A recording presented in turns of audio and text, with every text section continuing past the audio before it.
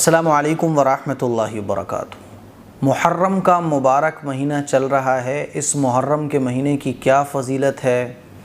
کیا ایک محرم سے 10 محرم تک روزے رکھنا چاہیے؟ کیا کرنا چاہیے؟ کچھ حدیثیں ہیں جو میں آپ لوگوں کی خدمت میں پیش کرنا چاہتا ہوں تاکہ احادیث مبارکہ سے محرم کے مہینے کی فضیلت ہمیں معلوم ہو سکے۔ عام طور پر جو لوگ جانتے ہیں نا، وہ صرف اتنا جانتے ہیں کہ محرم کے مہینے میں کربلا کا واقعہ پیش آیا، بس۔ باقی محرم کی کیا فضیلت ہے نا؟ اس محرم کے مہینے میں اللہ تعالیٰ نے کتنی برکتیں رکھی ہیں۔ حضرت حسین رضی اللہ تعالیٰ عنہ کی جو مبارک شہادت کا موقع ہے نا، وہ بھی اللہ تعالیٰ نے محرم کے مبارک مہینے میں رکھا۔ تو عام طور پر لوگ محرم کی فضیلت کو نہیں جانتے ہیں، اسی لیے چند حدیثیں میں آپ لوگوں کی خدمت میں پیش کرنا چاہتا ہوں تاکہ ہم کو احادیث مبارکہ سے پتہ چل سکے کہ محرم کی فضیلت کتنی زیادہ ہے۔ سب سے پہلے تو آپ یہ سمجھ لیں کہ اللہ تعالیٰ نے جو 4 مہینے حرمت والے بنائے ہیں، ذی قعدہ، ذی الحجہ، محرم اور رجب، یہ 4 حرمت والے مہینے ایسے ہیں کہ اس میں عبادت کا ثواب بڑھ جاتا ہے اور گناہ کا وبال بھی بڑھ جاتا ہے۔ مفسرین نے لکھا ہے کہ ان 4 مہینوں میں اگر آدمی طبیعت سے عبادت کرے، اخلاص کے ساتھ عبادت کرے، تو پورے سال اس کی برکتیں وہ اپنی آنکھوں سے دیکھے گا۔ اور جو ان حرمت والے مہینوں کا احترام نہیں کرتا، گناہ کرتا ہے، تو پھر اس کی زندگی ہدایت سے گمراہی کی طرف چلی جاتی ہے۔ تو کچھ حدیثیں ہیں جو ہم سب کو جاننا ضروری ہے۔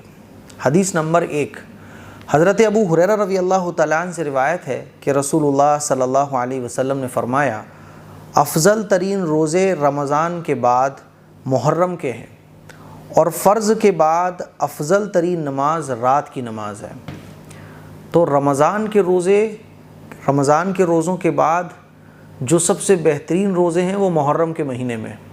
اب کچھ لوگ یہ سمجھتے ہیں کہ 1 محرم سے 10 محرم تک ہی روزے رکھنا چاہیے، ایسا نہیں ہے، بلکہ محرم کے پورے مہینے میں، محرم کے مہینے کی جو برکت ہے نا، وہ محرم کے پورے مہینے میں ہے۔ جیسے رمضان کی برکت رمضان کے پورے مہینے میں ہوتی ہیں، ایسے ہی محرم کی جو فضیلت ہے وہ محرم کے پورے مہینے میں ہے، 1 سے 10 تک نہیں۔ تو آپ جتنے چاہو نفلی روزے رکھ سکتے ہو، آپ 4 رکھ لو، 6 رکھ لو، 8 رکھ لو، 10 رکھ لو، 20 رکھ لو، آپ کی چوائس ہے۔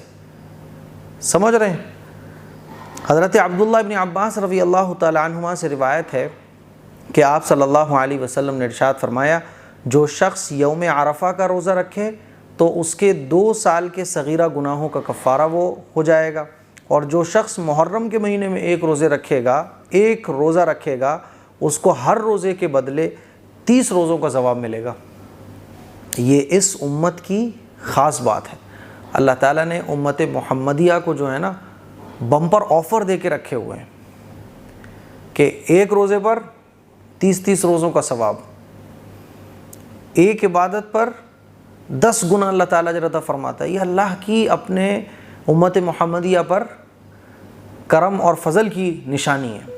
تو حضور نے کیا ارشاد فرمایا، جو شخص محرم کے مہینے میں 1 روزہ رکھے گا اس کو 1 روزہ رکھنے کے بدلے میں 30 روزوں کا ثواب ملے گا۔ چونکہ محرم کے مہینے میں روزے رکھنا یہ نفلی عبادت ہے، تو 1 نفل روزے کا ثواب 30 نفل روزوں کے برابر۔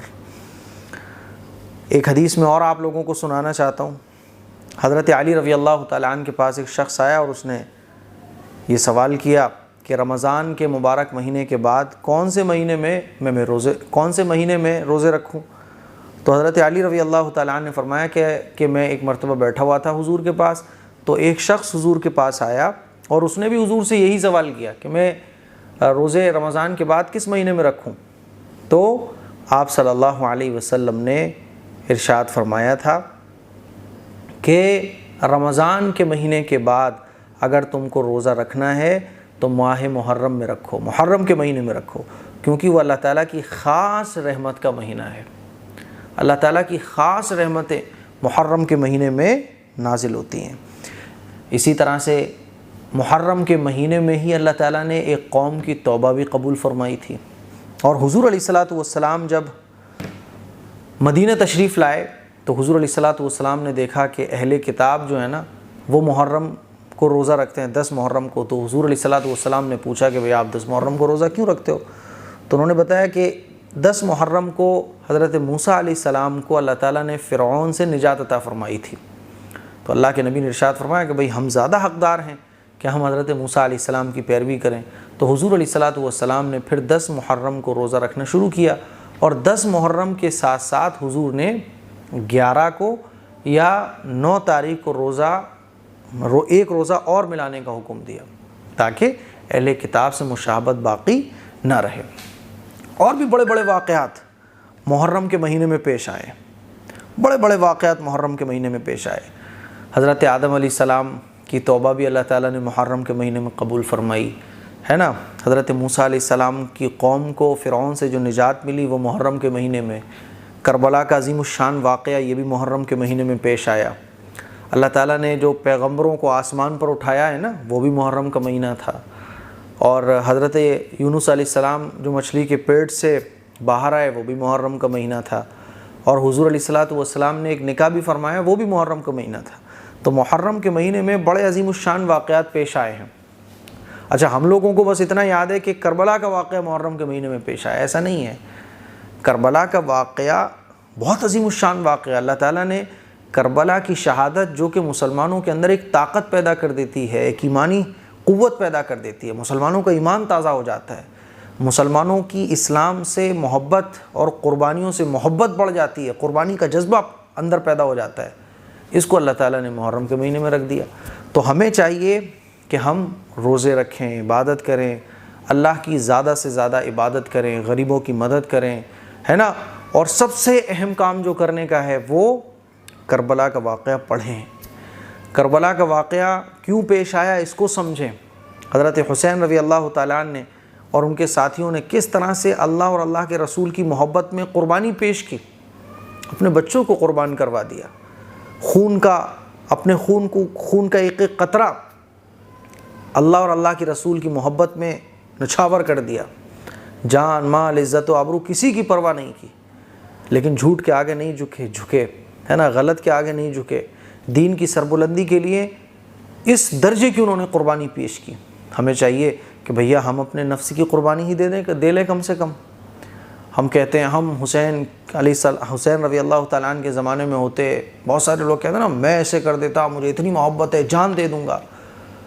کہیں میں نے ایک بات پڑھی تھی کہ آج مسلمانوں کی عجیب حالت ہے کہ وہ اسلام پر جان دینے کو تو تیار ہیں لیکن اسلام پر زندگی گزارنے کو تیار نہیں. وہی ہماری آج حالت ہو رہی ہے.